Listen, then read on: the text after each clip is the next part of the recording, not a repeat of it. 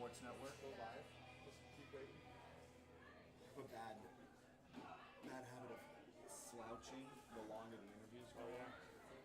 Today the I goal lean is over and I roll over. Yep. I roll my shoulders. to get here and like listening in, looking sideways, and then I watch back on the fly. Oh, that's it.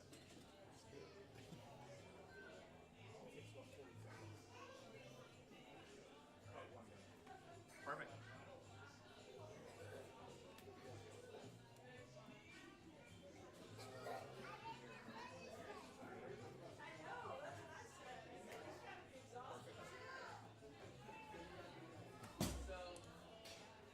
That's loud. So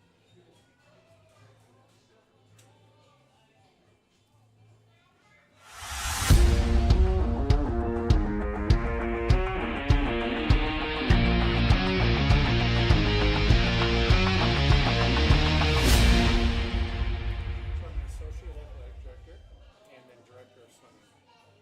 Creative services and director of swimming. Associate Athletic Right. Director. Welcome into the Queen's Coaches Show, presented by OrthoCarolina. I'm Jack Fitzpatrick, and we're here at JJ's Red Hots. A great show lined up, and we're starting off with Jeff Dugdale, Associate Athletic Director of Creative Services and the Director of Swimming. Did I just cram for a test with that one? I You did. Indeed. You did a great job, Jack. Thank you. Awesome. How's your Wednesday going? Wednesday's going great. It's been a long day already. We started early this morning. We've got our group here during spring break, getting them ready for the nationals, and just having a good time. Love it. And I'm going to dive right in. You're a brat man. I'm a brat man. I'm from Wisconsin. Okay. And so brats, boiled in beer, very important to me. Mustard, a little bit of sauerkraut, and usually a Pabst Blue Ribbon, but water tonight, and it's good. PBR is a great choice. Oh, yeah. It is the. I see a Schlitz sign over there too. I haven't had Schlitz. I've heard great things. Yeah, But it's all Milwaukee stuff. all goes great with brats. Right. Not to get too in the weeds here, right off the jump. We'll talk swimming here in just a little bit. Do you have a favorite mustard? Because I'm a big whole grain type of guy. Yeah. No, a little bit of a spicy mustard. Okay. Spicy mustard is good. I don't like just the plain yellow mustard, but a spicy mustard goes nice with the sauerkraut. Love it. That is a perfect breakdown. I'm very hungry, so after that, I think I may be diving into one of those. Kind of just diving right into the success of the swimming program that you've had. We were talking a little bit earlier about a ballet, and I want to go right into what that meant and kind of how you've chalked up your success and how you define success for your program. Yeah. Well, we'll start with the, first of all, I'm going to start with something simple. Is you've mentioned 3 times diving, which I appreciate because we'll talk later about the importance of that, and I hope that subtly gets to our administration how important diving is. So diving into this is exactly right and where we need to go to. But the second thing about a ballet is we had a conversation, a little bit context and backstory, was that I did a talk in New York one time, and we were with Juilliard School of Dance, and we were talking about the similarities between dance and a ballet and swimming. And one of the things is that a ballet are trained such that in the beginning of the ballet to the end, the audience eye should not see a change. Yet they're an hour in and should be exhausted. Yeah. For an athlete, for us to be better than anybody else, you've got to be well trained so that when you do get tired, that you can hold and be disciplined, like the ballerina, you can be disciplined enough to hold your stroke together, because the more you fall apart, the more drag or resistance or what I call the parachutes happen, and that will pull you and separate you from the race. So it's sometimes at the end is not the speed at which you finish, but at the technique and how well you can stay hydrodynamic and through the water to get to the finish. That's awesome. That's a really interesting way to look at it, because you hear so many coaches talking about not necessarily the fact that you're going to get tired. You always hear about coaches talking about, we're going to train so hard so that we don't get tired, but kind of accepting that, understanding that it is a process, that is going to happen. It's how do you handle that? Right. Well, the other thing different is you'll hear this often, but every sport will say they're different, right? Yeah. But now I'll tell you why swimming is really different. We are the only sport that is weightless and pulling. And so we have to train like astronauts train. because it doesn't do it. The more muscle we get, the more oxygen that's needed. And when you're, you'll see triathletes come in. They've trained hard. They can run marathons and ride hundreds of miles. They get in the water and can't make 2 laps. And it's because you now don't have gravity helping you. Yeah. You can't hit the ground and jump. You have to create everything from yourself, your own speed and inertia. That's why you got to hold things together, and otherwise it works against you. And another reason why swim and dive is the most different out of them all. Only one that competes, like you said, weightless in water. Yep. Everything else, you know, on the ground. Exactly. So very with different gravity. thing. You took over Queens in 2010, correct? Yep. And you've helped build this program into what it is today. Can you kind of walk us through what that process has been like, building this program into what it has become today? Yeah, it's very strategic. It starts out kind of fun, and because if you've, similar to any press conference at the beginning, when you get the job to start a program, you'll start out, and what does every coach say? I want to retire here, and I'm going to win championships here. And everybody says, yeah, that's great, right? You get the buy-in. And 5 years later, you go. And I said, you know, in 5 years, I want to win a championship. And everyone's like, that's great. We love your optimism because we don't really even have a pool. And but it is great to think big, and we just need enrollment, and we love the demographics of a swimmer, and we want, this will be a nice fit to Queen's University of Charlotte. And so the issue is that I can't think any other way. I've been a part of 30 national championships, either as a swimmer, a coach, or a consultant. And so a part of 30 championships, I feel like I know how to win, so it becomes a puzzle to me. So what happened was we started recruiting classes that could win. And I actually went to universities, D1 universities, and said, who wants to go and get a grad degree, or who wants to finish because they were maybe injured at Auburn or injured at Purdue or injured somewhere else, and who wants to finish as a leader in my program? Because our vision was we exist to build leaders for life. And I found people that said, hey, this guy would be great. He doesn't help me right now at the big D1 level, but he could help you. And I started filling with Hall of Famer Kyle House, Jeremy Gregory, we started John Long, we started filling in from Auburn, we started filling in these guys, and we right away saw that we could make an impact from the beginning. They then helped, as what always happens, success breeds success or begets success, right? So then more people felt comfortable coming because they saw it happening. And so we very quickly started to snowball, saying this is becoming a reality. But let me back up. All right. The first class that we got was not high performance. And what they deserve the most credit out of every class that has come after them, because they weren't high performance and didn't even understand high performance.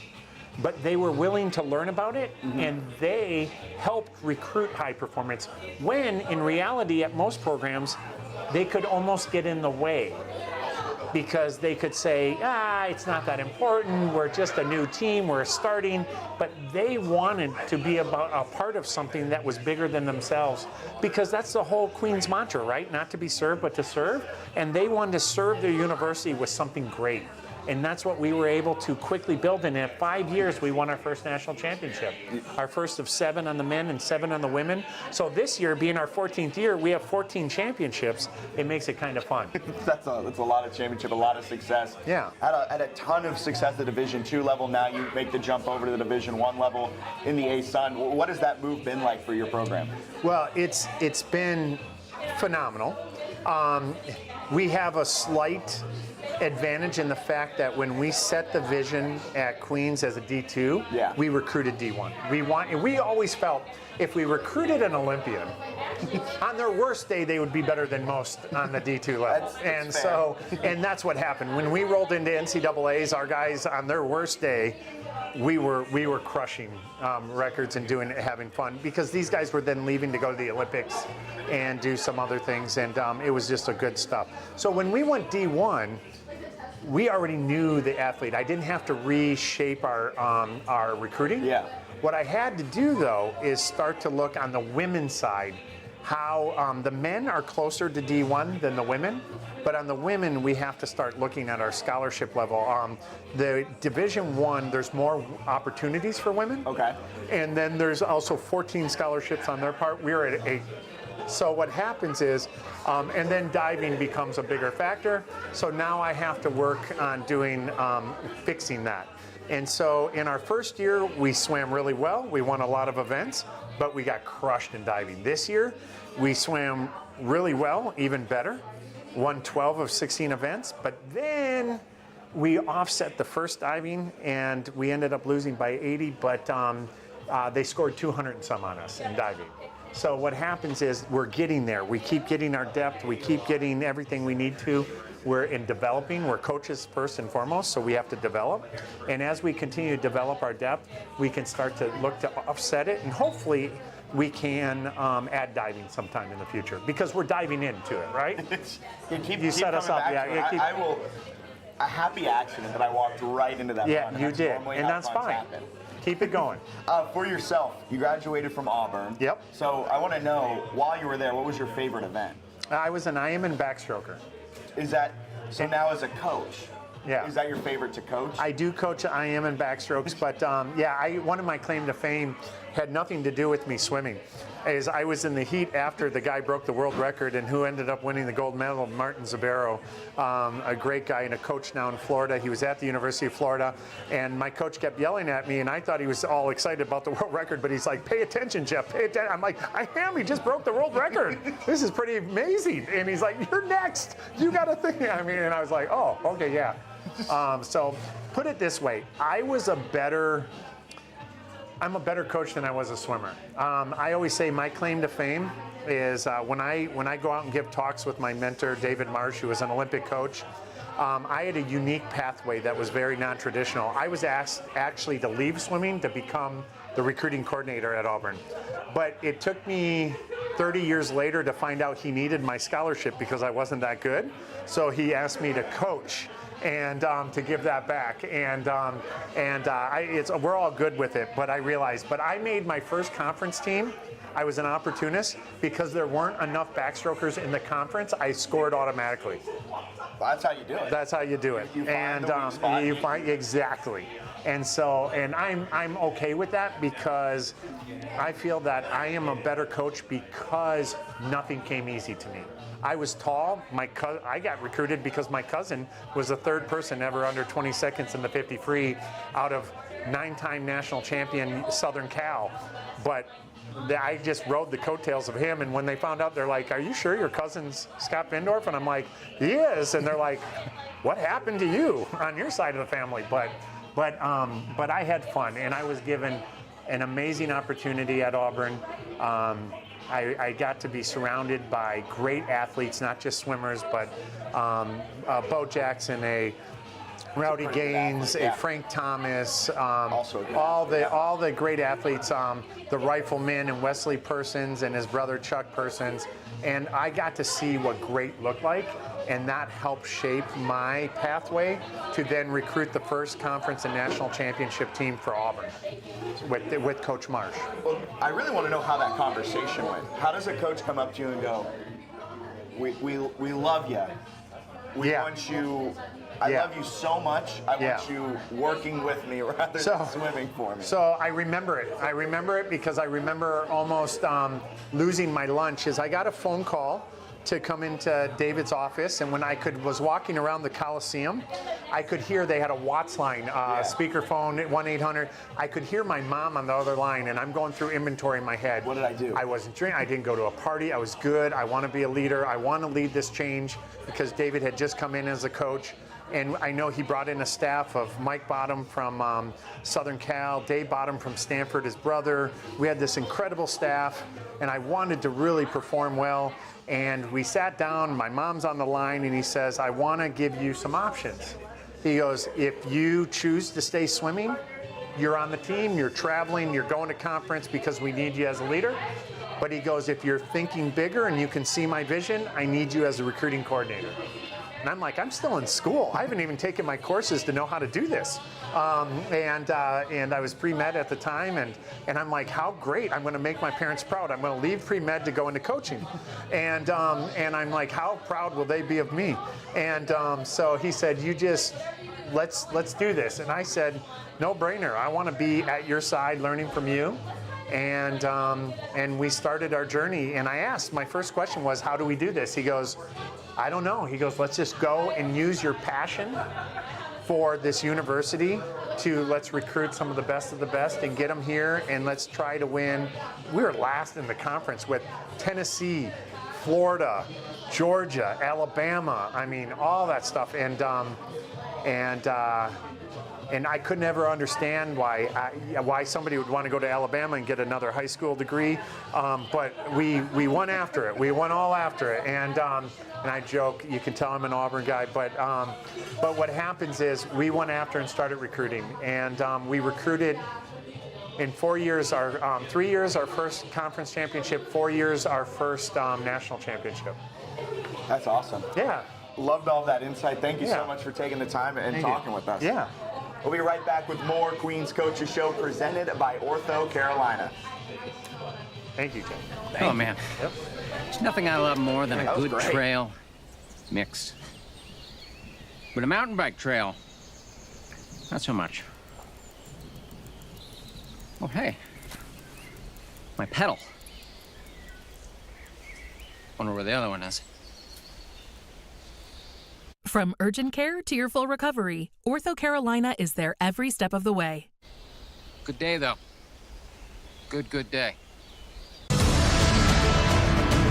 Here, strength comes from within. Practice makes perfect. And curiosity knows no bounds. I believe Queens graduates will create a better tomorrow. Where we go next? That's up to us.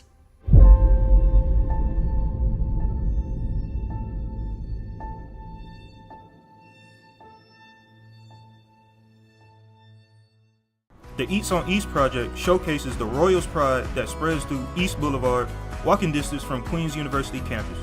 Royals fans and visitors are encouraged to take a walk to the legendary East Boulevard to culminate the true Queens experience at a variety of restaurants. Home of the Coaches Show, JJ's Red Hots was the first East on East partner. The movement quickly grew as other partners joined, including Lebowski's, Shomars, Jersey Mike's, Bricks Pizza, Kid Cashew, and Penguins Drive-In. The Eats on East partners proudly support Queens and its mission to create and connect fans and families. From the bluegrass of Kentucky, the Arkansas River, to the beautiful beaches of Florida. From the bustling streets of Nashville to the soulful sounds of Muscle Shoals and its vibrant cities. Fueled by growth, the Atlantic Sun operates in the fastest growing region in America and broadcasts in over 16 million homes. We're everywhere you want to be, with access to 9 of the nation's top 80 media markets, including an impressive 6 in the top 50. Our 12-member institutions provide every collegiate experience from public to private to faith-based.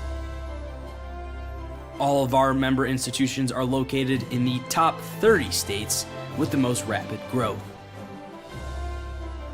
So join us, because we're not just a stop along the journey. The Atlantic Sun is the destination. Here, strength comes from within. Practice makes perfect. And curiosity knows no bounds.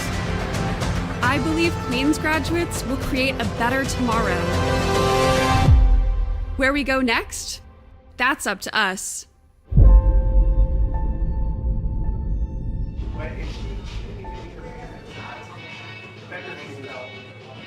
Welcome back into the Queens Coaches Show presented by OrthoCarolina. We're here at JJ's Red Hots, as you can tell by our cups. And we're joined now by Jeremy Price, head coach of the men's volleyball team. Jeremy, how is your Wednesday going?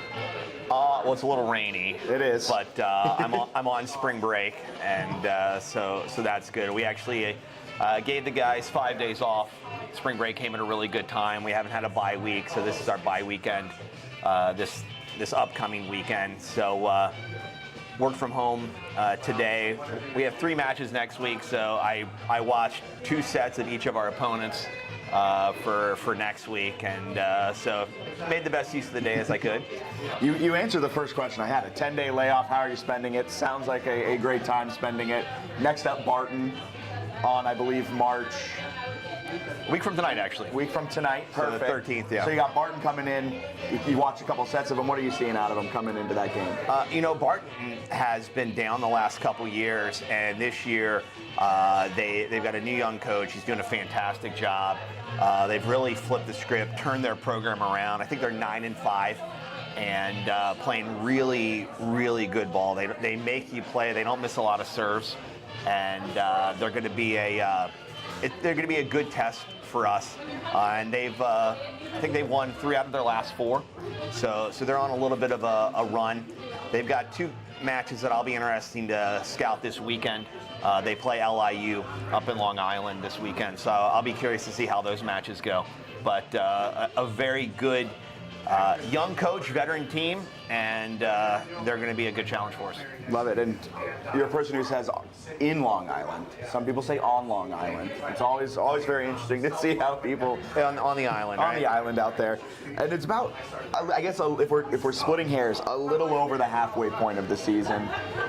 What have you seen out of the team so far? What are you looking to see out of them more specifically here in this final 10-game stretch, I believe? I think I mentioned earlier, spring break's coming in at a really good time. We're about the 60% point of the season, so 19 matches, 10 more, hopefully at least 1 in the MIVA tournament. I feel good about where we are in terms of qualifying for postseason play. So I think it's coming at a really good time. And we've done a lot of traveling. In our last 6 weeks, we've had 4 very long road trips. Yeah. And then the home matches have not been easy, Purdue, Fort Wayne, and Ohio State.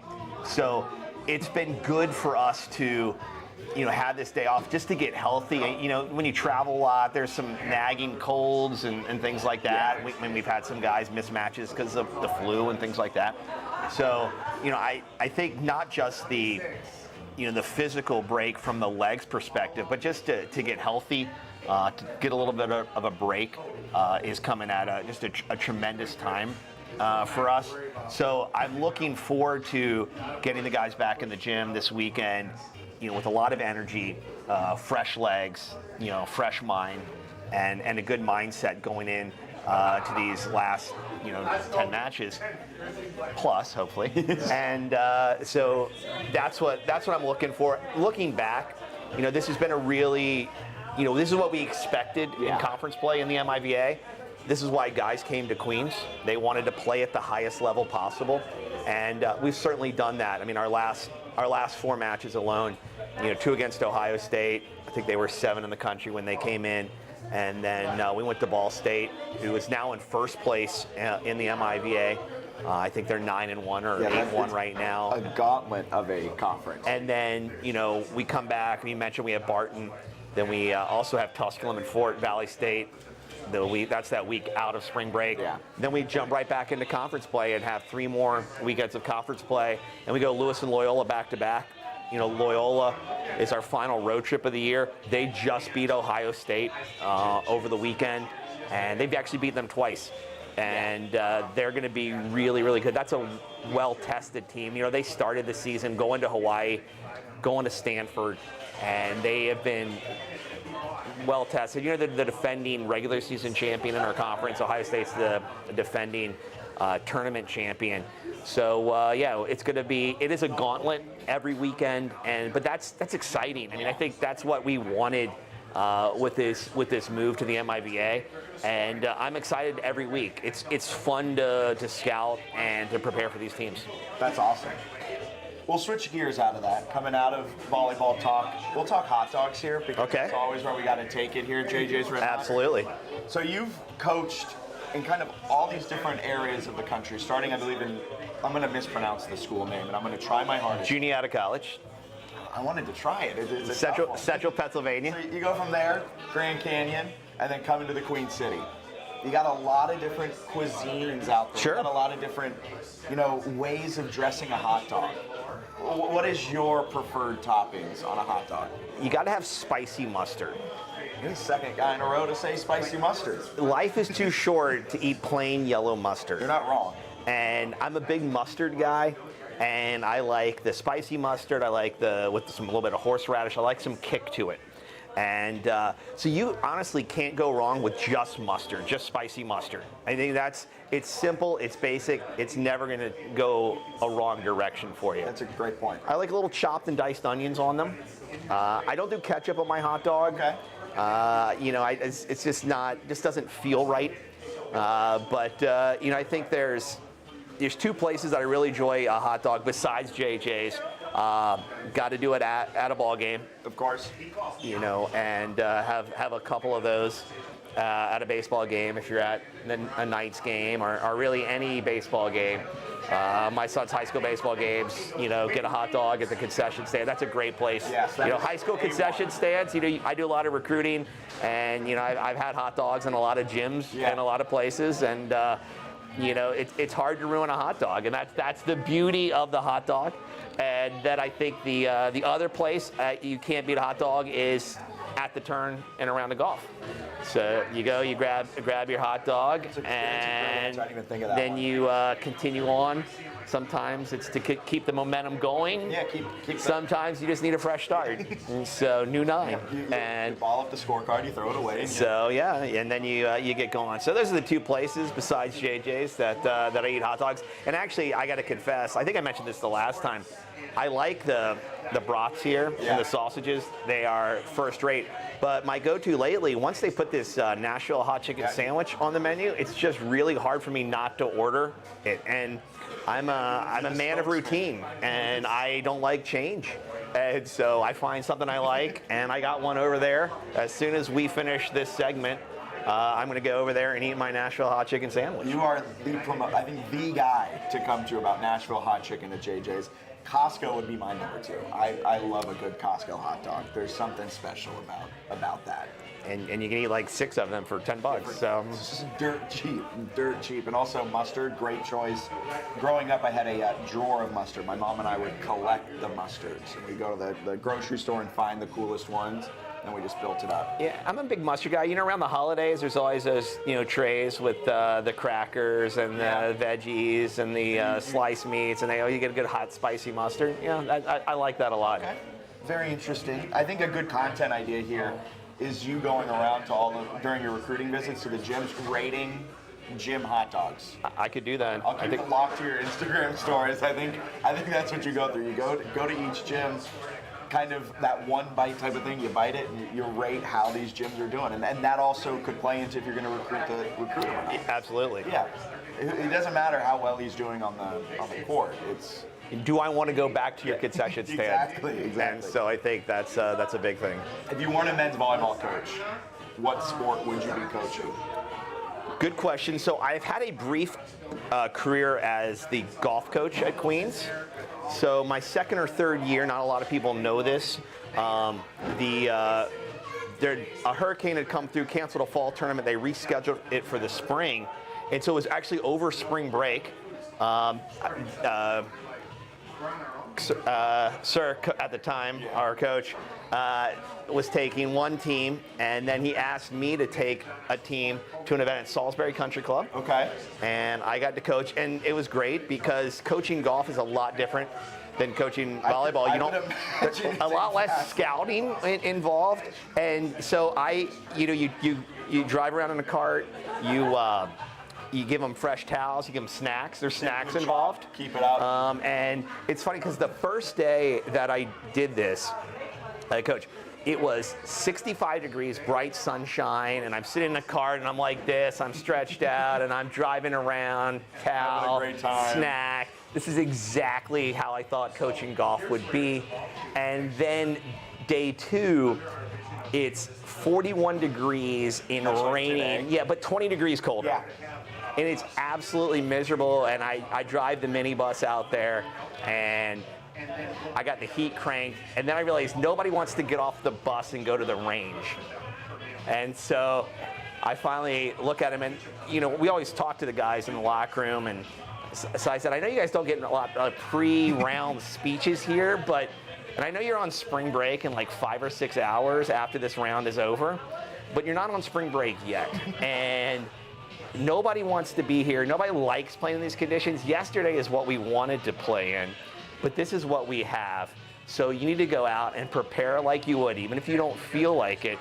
We went out, shot a really good round, and actually moved up from 7th to, I think, tie for 5th out of 18 or 19 teams.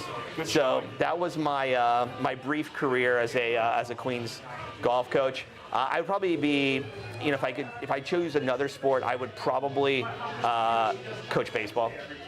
So I had a feeling that was the one you're I've coached my son's baseball teams for a long time, and back in my former life as a PE teacher and athletic director in different schools, I've coached middle school basketball and some other things. So I like coaching, and there's some aspects of coaching that I think can go across all sports. Yeah. And I think I could be a pretty solid middle school coach in almost every sport. I think it'd be a pretty. I'd like to coach baseball. And as you showed, one of the things that carries through all the coaching is the pregame kind of hype-up speech. You gave it to him in the bus there. Do you let one of your players handle the pregame hype-up speech, or are you the guy that stands in front of them and gets them going? I think when you get to this level and you do it 29 to 30 times a year, you can't do that every match. And so I think there are certain times where it's called for. But the reality is, if my athletes are requiring that from me 29 times a year, we're probably doing something wrong. And I think there needs to be, something intrinsic inside a person. Are there times where I think I need to strike the right note to say the right thing? And I try to have a thought going into every match. But it's not, coaching is not a movie. And, as much as we would like to have it look like... It's not Miracle. Yeah, Miracle or Hoosiers or, fill in the blank, and they're all good for a variety of reasons. That's not the reality, the day-to-day reality. And honestly, these guys hear my voice 6 days a week, and sometimes they just need a break from it.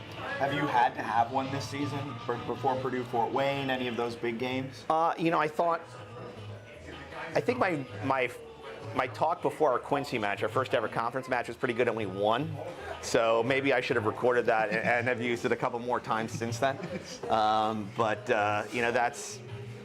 think that was probably one of the best. A lot of the times though, when you really want to reach your players, and you got to be. I'm very thoughtful and very careful what I say to my players. Sometimes it matters more what you say after the match or during the week. That matters way more than the 2 to 5 minutes before match. That's awesome. Well, thank you so much, Coach. Good luck. Thank you. A week from today, kind of restarting that season and then have that second half push. Good luck with everything. I appreciate it. Thanks a lot. Of course. We'll be right back with more on the Queen's Coaches Show presented by OrthoCarolina. Max has been practicing to be a professional soccer player his whole life. I think I broke my knee! I think I broke my collarbone! I can do better. Let me take that from the top. From your first real urgent care visit to full recovery, OrthoCarolina is there every step of the way. I think I broke my ALC! It's ACL. He's getting really good.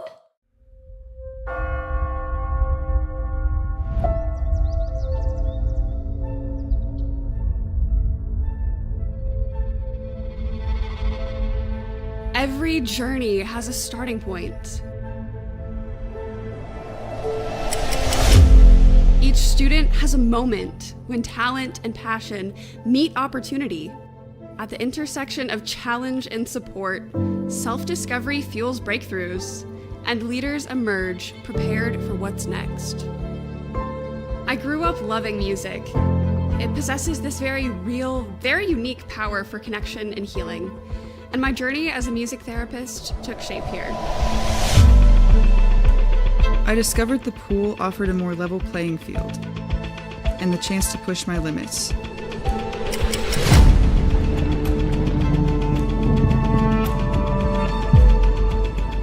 Queens, there's so much opportunity, and our potential for greatness accelerates with every step of our collective journey.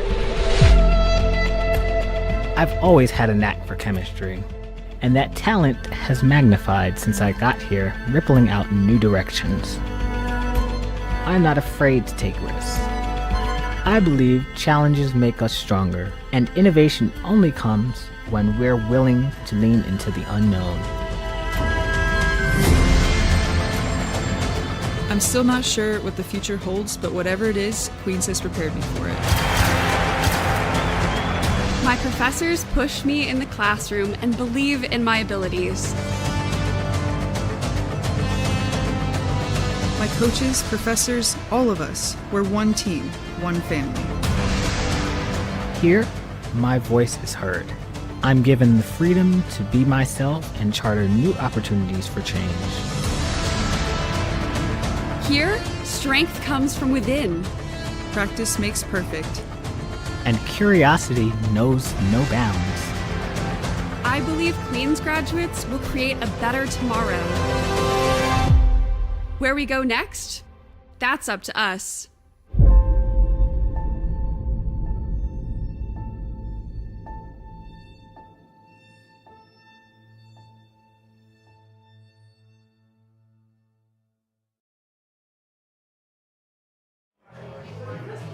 Welcome back into the Queens Coaches Show presented by OrthoCarolina. We're here at JJ's Red Hots, and we're joined now by the assistant women's soccer coach, Sage Dieterle. Sage, how's your Wednesday?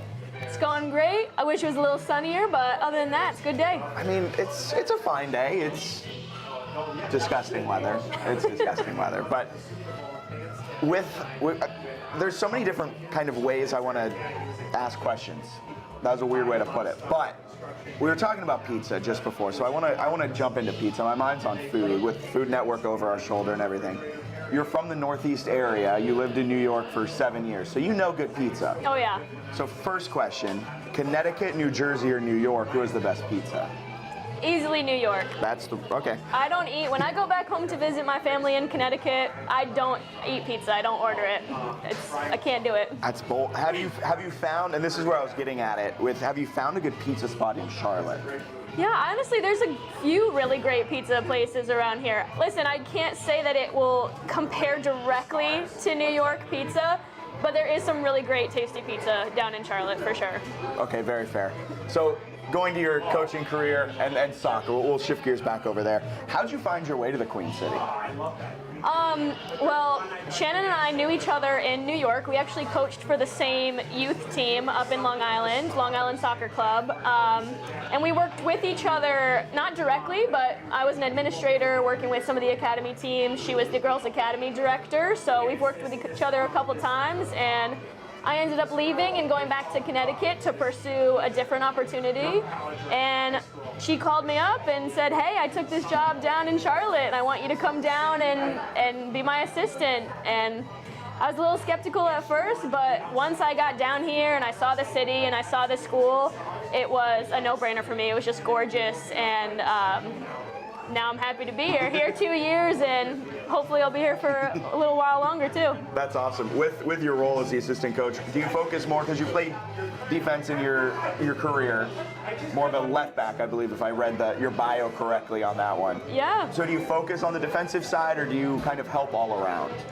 Yeah, I mean, it's very holistic. So day to day, we coach everything, on both sides of things. There may be certain sessions that we're focusing tactically more on offense or defense, and in those moments, we'll kind of divide the roles between myself, Shannon, and our assistant, Anna. And so that way, some of us are looking out for specific things so that we can find those coaching moments, while another person is running the actual session and making sure that it keeps it going. That's awesome. In your playing days, as a defender, did you prefer scoring that goal or getting a clean sheet? A little bit of both. I was actually a forward in my youth days, and when I got to college, I realized there was more opportunity in the back line, so I kind of just said, hey, put me back there, and I fell in love with it because the competitive side of me just loved the ability to shut an attacker down and not let them get past me, and then also sprint forward and get crosses in and be dangerous towards goal. So I love both sides of the game. It's a very, very both sides answer. I was really hoping you'd give me one or the other, but I respect it. Both of them have their moments in the game. So, going down this last season, defense was really solid for you guys. Held opponents to under a goal per game. What are you looking for to grow in this offseason heading into next fall? Our biggest thing right now is we're looking to score more goals. We are known around the A-Sun for our ability to be a tough team to play against, our grittiness and determination to prevent other teams from having opportunities. We know that that's a staple of who we are as a program, but we really want to elevate scoring more goals and just being more dangerous and more threatening in the attack. So that's really what we're focusing in on the offseason. How's it been going in the offseason so far with that focus? It's been great. Our first game against Presbyterian, we scored a fantastic diving header goal from Sophia off of a great service from Shayla in the width, and we saw a lot of moments that we've been working on in training as far as our movement, our rotation, and just the way that we're looking to attack that is really promising. So we're super excited. When you see something you've been working on in training and practice, you see it on that pitch, and then you go to the game environment, and then it actually happens. As a coach on the sideline, how does that feel? It's one of the best feelings that you can have as a coach. You know, barring winning, seeing the product that you're trying to coach and trying to build out on the field is one of the most rewarding things as a coach. Is it more rewarding than scoring a goal? I'm going to keep coming back to that. I would say no, because the competitive side of me, I'll always want to score and win and have those results. But it's very, very close second. Very fair. And is there going to be a change of sport for you here coming up? You recently did Kickin' It on the Queen Sports Network YouTube, where you worked with the women's lacrosse coaching staff to really hone your game. Are we going to see you making the move from women's soccer assistant to women's lacrosse assistant? You know, as much fun as I had, I don't know if my skill set is adequate enough to make that change. But we're looking forward. I think we got field hockey up next, so we're looking forward to see how we can learn and show those skills. When you were doing lacrosse, was there anything you were like, I'm going to be good at this, and then you picked up the stick and you were like, okay, maybe it's a little tougher than I thought? Catching the ball. That's a big part. Catching the ball was definitely the hardest piece. I'm not used to having an extension to my body. And again, foot sport, so controlling it, even catching a football is a little bit different than trying to catch something farther away from your body. So that was super tough. Are you looking forward for anything with field hockey? It's another sport with an extension of your body. I'm really interested to learn. I don't know a lot about field hockey, so I'm just super eager to see what different skills and techniques they have, because it looks so exciting when you get to watch it, but to be able to experience it, I'm excited for it. That's awesome. And final question is, looking ahead and kind of going through your guys' exhibition games during this springtime, is there any player you're really focusing in on that you're really excited to see grow heading into next year? Or everyone, I guess, as the team? I know coaches sometimes kind of keep it open-ended with it. I mean, I think we're a very young team, and so the biggest things that we're looking for in the spring is to see the growth and development of some of our younger players, our freshmen and our sophomores, as they continue to elevate themselves in the college game. We also have a few players coming back from injury, so they're getting their first chances out on the field this spring, and so that's super exciting to see them where they're at now. That's awesome. Thank you so much for your time, Sage, and good luck with your upcoming season. Thank you. Of course. We'll be back with more Queen's Coaches Show presented by OrthoCarolina here from JJ's Red Hots.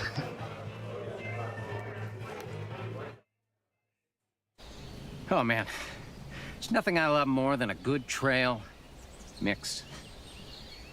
But a mountain bike trail, not so much. Oh hey, my pedal. Wonder where the other one is.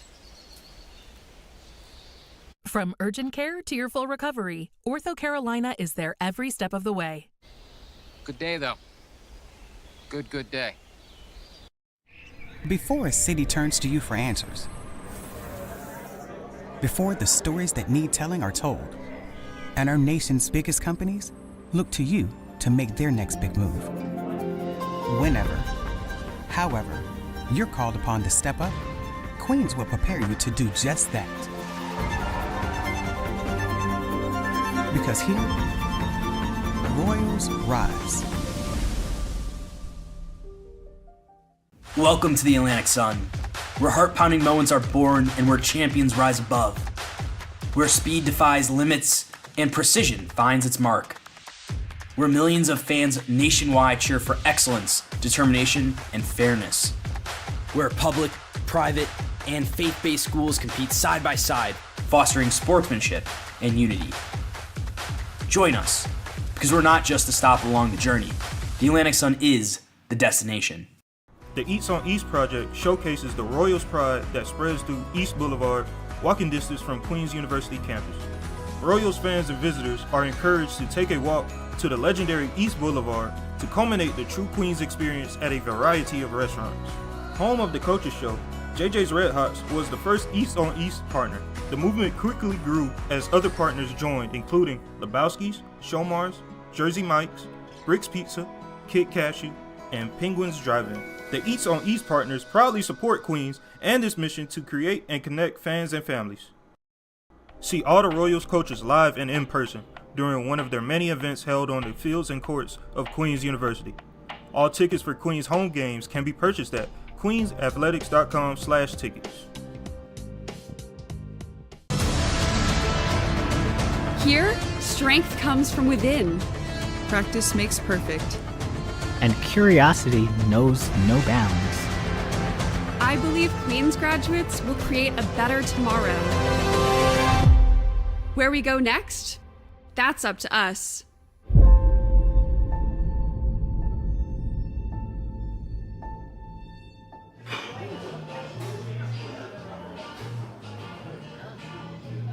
Thank you so much for tuning in to the Queens Coaches Show presented by OrthoCarolina. We'll be back here on YouTube March 20th. Mark your calendars now.